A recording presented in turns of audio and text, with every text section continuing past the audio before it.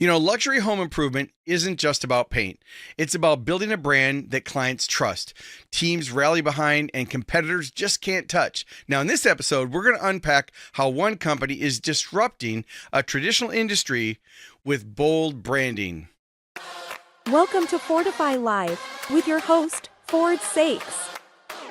Welcome back to Fortify Live. Today, our guest is Nick Lopez. He's the founder and steward of Lime Painting. Now, Nick started out his entrepreneurial journey at 19, founding his first painting business to finance his college education. Now, this led him to establish Lime Painting, a franchise that has redefined quality and service in the luxury painting industry. Now, Nick, I'd love for you to share your story. Welcome to Fortify Live. Thanks for having me. It's a pleasure. So tell me a little bit about, I started my first business as a painter, didn't have near the success that you've had.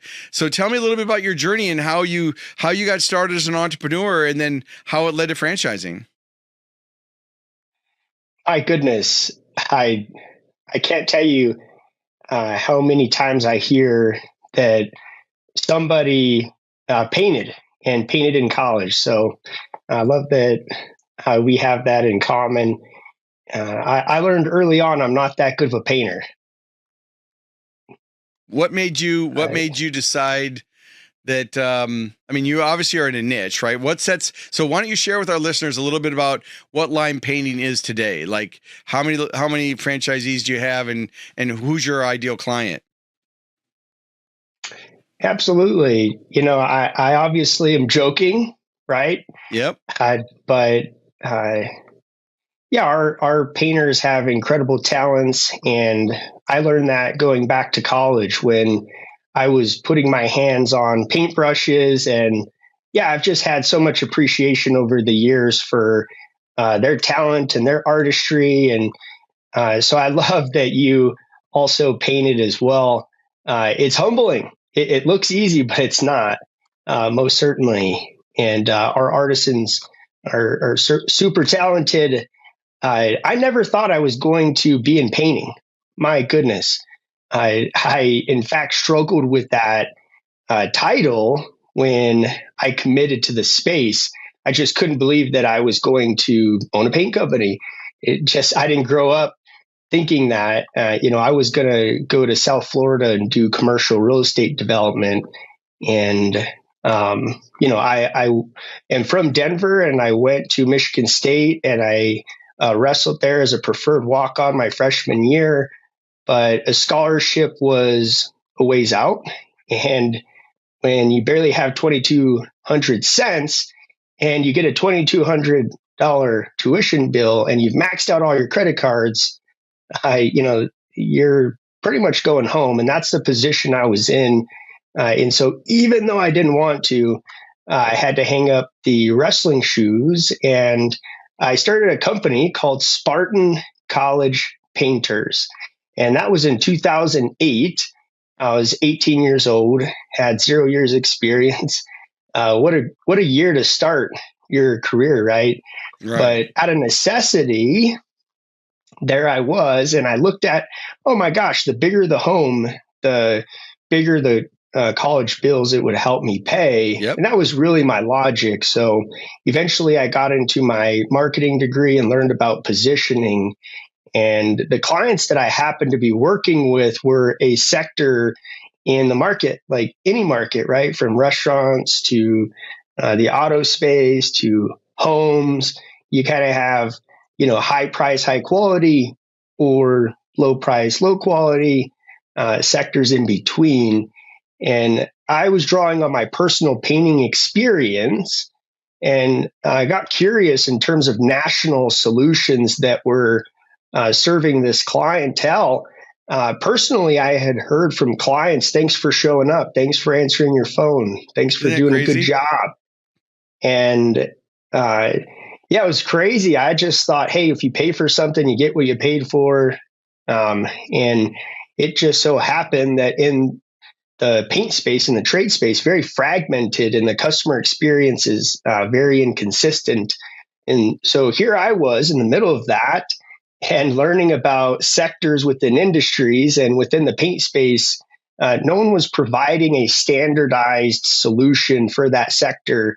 And I was also falling in love with the space and the process and the types of properties that we were working on and their approach toward being a consumer and just life in general. So, I've always said that the industry wooed me to it. And, Yep. That began my journey. That was back in 2010 when I read E-Myth Revisited by Michael Gerber Yep. Know that and book. really doubled down. I really committed to franchising and spent the rest of my time in college doing what Gerber talks about, standardizing the business, and launched line painting in Denver in 2013. Joined the International Franchise Association in 2016, started working on my CFE, traveled around the country, learned about franchising, and then awarded our first territory in 2018, 19. And then in 2020, we had 7 locations in August. By the end of the year, we had tripled those locations.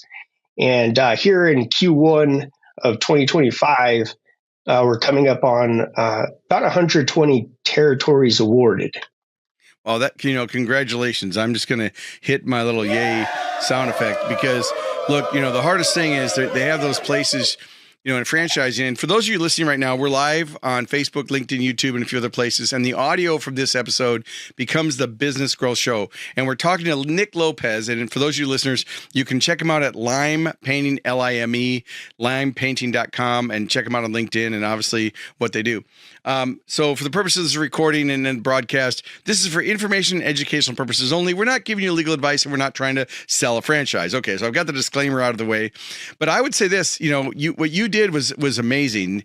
I want to be clear, this show, even though we're talking about your painting company, your growth, this has a lot of lessons in here as far as leadership and marketing. And one of the things I want to anchor is that, you took a look at an industry and there wasn't really someone offering the premium. And I remember this from my old days. I've had 17 different companies. My first one was a painting company, which is a signature story I tell in my keynotes. And, it was out of necessity that I started my business. But what I learned a long time ago was it costs just as much money to sell a premium product as it does a cheap product. I mean, just much effort. So, if you're going to sell something, why not go out and sell the most, valuable and expensive? And I say expensive meaning value, right? It's never a money issue. For those people listening to me, it's never a money issue. It's always a value issue. And it's so interesting that you said, they were so surprised when you answered the phone and you showed up on time. My first business I started, I was 15 years old in the projects and I was looking for a way to make money. And because I spent a lot of time in detention centers, whenever I would drop an F-bomb, they would make me paint. So the only experience I had was painting. Uh-huh. And so I went to my friends in shop class and I made some flyers up that said Saeks Painting. I handed them out all over town. And finally, someone wanted me to quote a job. And that first job was $1,025. I got 50% up front and 50% on completion. But I got the money up front because I didn't have any money. There was no credit cards back then. And what I did was I went to the paint store and I stood outside in October. I was in Minnesota. And I stood outside in October where sleeting rain, and everybody who walked into the paint store, I said, "Hey, would you like a paint job? Would you like a paint job?" And I finally found out that painters at some levels, not your level, they like to do 2 things. They like to paint and drink. But they didn't want to go out and get the job. They didn't want to go out and serve the client. They just wanted to be able to paint and drink. And so that first year in business, I generated $35,000 in sales, which in today's equivalent is about $300,000. So my first year as a painter, $300,000. The average age I had was 40 years old. I had 3 crews working for me and 3 vans. I paid them 60% of the job, and then I took the other 40% off the top. And of course, back then I didn't have insurance. I didn't know what payroll taxes were. I mean, this is all for educational purposes only. I don't know what the statute of limitations is, but I was able to grow that first business and I learned a lot. And then I sold it. And then that led to other service businesses. But the lesson in that long story, Nick, was really, I learned that, if you deliver great value, your customers will come back. And on my first quote, when she said, "Do you have any experience?" I had to decide, do I tell her I repainted the whole north wing of the Hennepin County Detention Center? Or do I tell him what I told him, which was, if you're not 100% satisfied, you don't have to pay. And she thought that was so odd. And I thought, what, other businesses don't guarantee their work? Like, I didn't understand that. And so I learned that if you take care of the customer and you deliver the right message to the right market using the right method, which is what you've done at Lime Painting, that's why you've been so successful. Because for those of you listening, you don't just grow from 7 locations to over 100 units in the short period of time you have without you digging your well before you're thirsty, as Harvey McKay says. You've built the foundation, right? Oh, 100%. And, I'll add to your story. There's never any issues with a cerveza after a job well done. Right. Preferably a lime margarita. Right. That's right. We deliver a key lime pie to our customers, and it says "Get limed" on it. We talk a lot about delivering happiness, but yeah, service and quality are number one. What do you feel now that you've hit that magic mark of 100 territories? Because that's like a magic mark, right? If you sustain that, that's like you've made a certain level, right? What is a lesson now? And it's only been a few years. Like, this isn't a long journey you've been on. What's a lesson now that you wished you would have known when you started? I started in 2010. So, I knew I was going to franchise in 2010. Yeah. And when you're doing it obsessively, my 20s, I didn't take a Saturday off. Yep. So, I would even say that it's even more years in terms of just professional experience or investment from that standpoint. But lesson learned, my goodness, I would say, think bigger. Yep. Yeah, it's actually on my license plate on my car. It says THINK or THNKBG, 7 letters. And so think big. And I've learned over the years, I've read that book years ago, Think Big. And there is a caveat to that now that I use when I'm working with brands, is just think big, think small, and take action. So it's great to have goals. A lot of people at the end of the year or at the beginning of the year, they do their dream board, their vision board, their New Year's resolutions, and they think really big. This year, I'm going to lose 100 pounds or whatever it is. But you got to think big, but you also need to think small. What are you going to do on a Tuesday at 9 a.m., right? So you have to break it down into small steps, which is what a franchise system does. They give a clear system for the people to follow. So I'm going to ask you a value question. So obviously you aimed at your elite clients. What's an average client job that you would do? What I'm looking at is not specific numbers so much as how do you help your franchisees understand how to position value, because you're not going to be the cheapest. You're not competing on price, which I would never recommend any brand competes on price anyway. But how do you help your franchisees understand how to lead with the value? Mm-hmm. Oh my gosh, our values. So Get Lime stands for gratitude, enthusiasm, tenacity, love, integrity, mission, excellence, and discipline. So in many ways, it's how we show up. That's so true. I mean, I love a brand like yours that actually lives the values. Some often it's a sign on the office, their mission, vision, and values. I mean, I actually have mine sitting right over here. That's off the side of my studio here, because I want to be reminded. And, I always want my clients, because I run a digital marketing agency as well as my speaking business where I speak to groups. But, when someone asks what we do, we help people find, attract, and keep their customers, right? So it's very clear. And, it's interesting how when you have values like that and that's how you show up, price isn't an issue. Because at the end of the day, people will, I remember when I invented a bike rack that goes from floor to ceiling. It was oak, and it's sandwiched between the floor and ceiling, tension mount, and it would hold up to 4 bicycles. And when I invented it and I patented it in 87, people told me no one's going to buy it. It's $200 retail. They can buy a hook for 99 cents.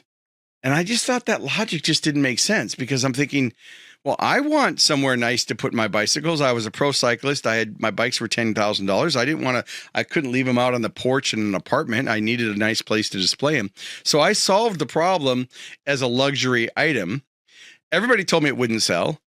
I sold $50 million. Okay, that's gross sales, not profit, but I sold $50 million of it before I sold the company, and that company is still going today.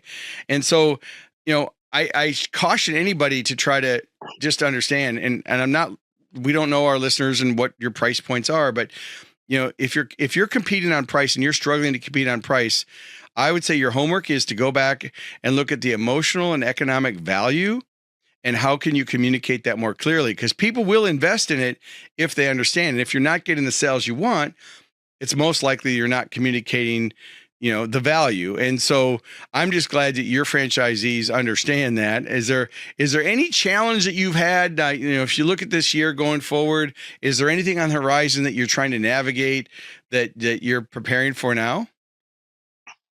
Yeah, I'm curious about the trade and the implications on materials regarding coatings and paint. Also, curious about some of the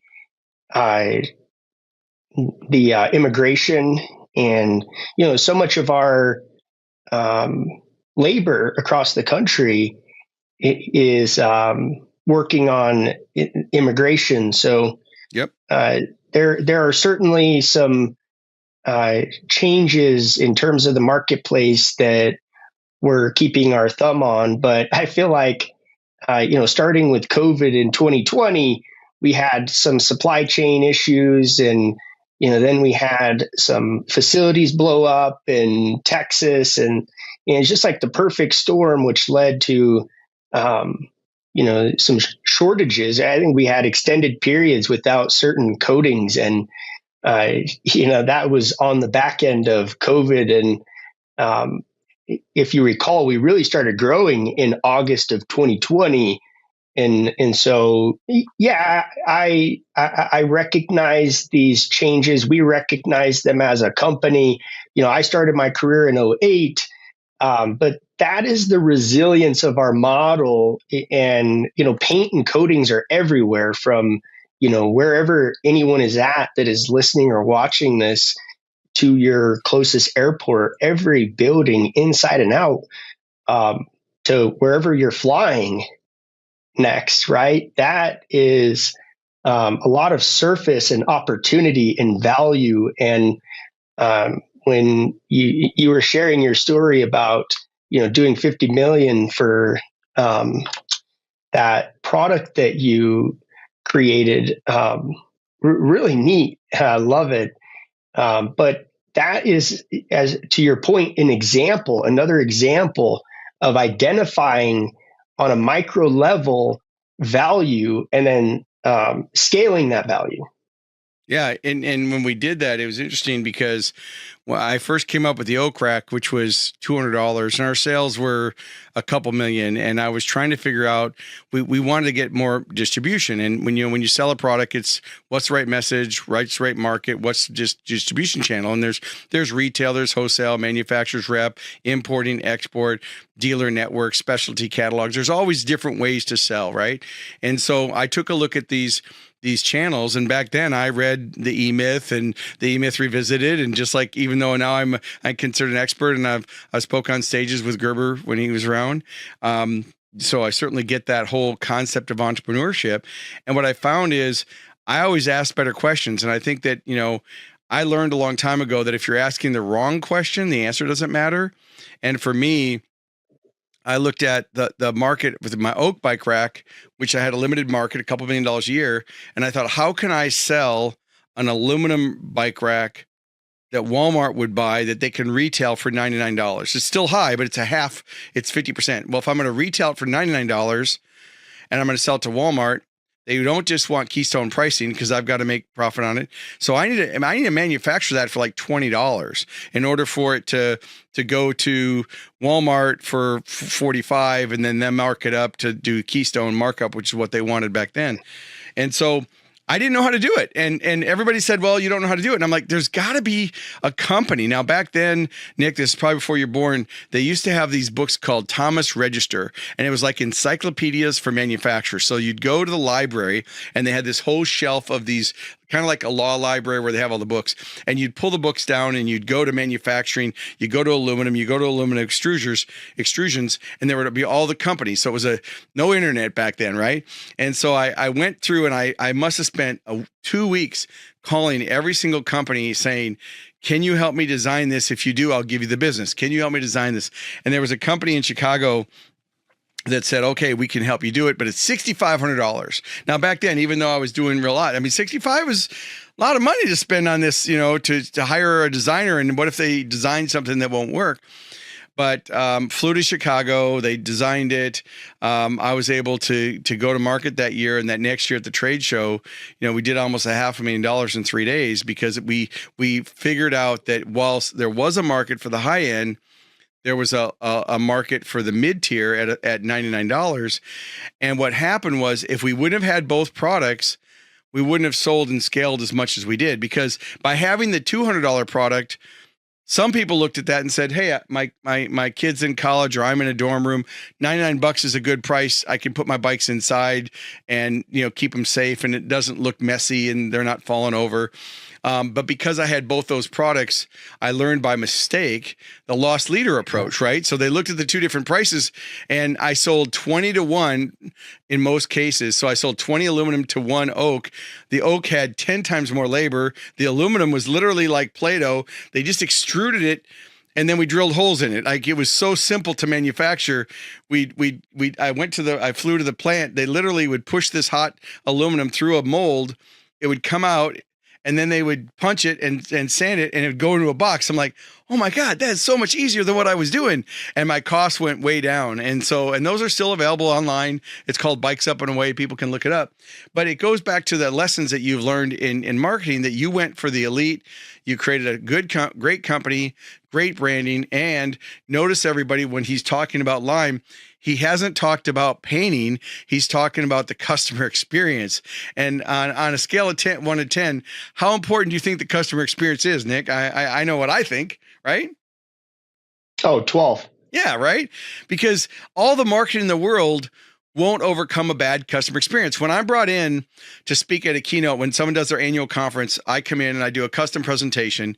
And when I do that, I always sit down with the leadership ahead of time and I ask them, what are the top challenges? And usually it's, the cost to acquire new leads has gone up. There's increased competition. There's staffing issues. There's communication issues. In your case, like you said, there's government regulations, and now you got the labor shortages and the things that are going on politically. So there's always these external forces that we don't have any control over. And so we got to control what we can control, which is our attitude, our allocation of time, and our actions. Because if you don't control that, nothing else really matters. And that's one thing that Lime's really known for. I mean, I love your idea of the pie, giving it to him. And it's so on brand for you. I mean, even, and for those of you that are listening to the podcast, his trucks are cool. His uniforms are cool. The logos are cool. Like, everything is very recognizably. And you are one of the largest, aren't you? I mean, I know there's other franchises in the painting space, but there's no one at your level as far as who you're aiming at, right? Oh, absolutely. Yeah, that's amazing. What leadership lessons have you learned along the way? Anything you want to share, or a story, or anything else? It's funny, that you say leadership lessons, because I feel like the business is always showing you where you need to level up. Yep. And that's just entrepreneurship in general, right? Being shown where you need to level up, it's humbling. And another lesson, I am not the best at everything, right? So getting good at finding the best at what they do around me, and me focusing on what I do great and where I can specifically contribute to the team, which is, visionary. That's the role that I sit in strategy, growth, the brand, and our integrator brings that to life, right? Executes on it. So many good ideas, thoughts, strategies, but it doesn't really matter unless it's being done, being executed on. And so, yeah, just uh, the team piece of business, and that's really why I love franchising. At the core, it's being in business for yourself, but not by yourself.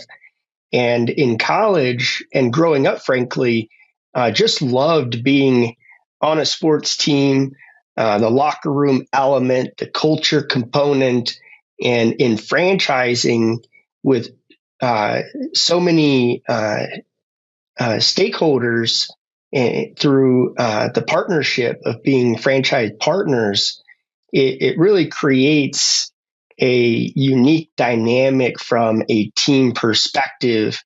And so, yeah, knowing where I best fit and serve and steward on the team, that has certainly been a journey. And some may call that franchise relations, but it's one of my favorite topics, and it is frankly the catalyst behind what makes McDonald's the incredible innovator, and the amount of value that they provide in the market.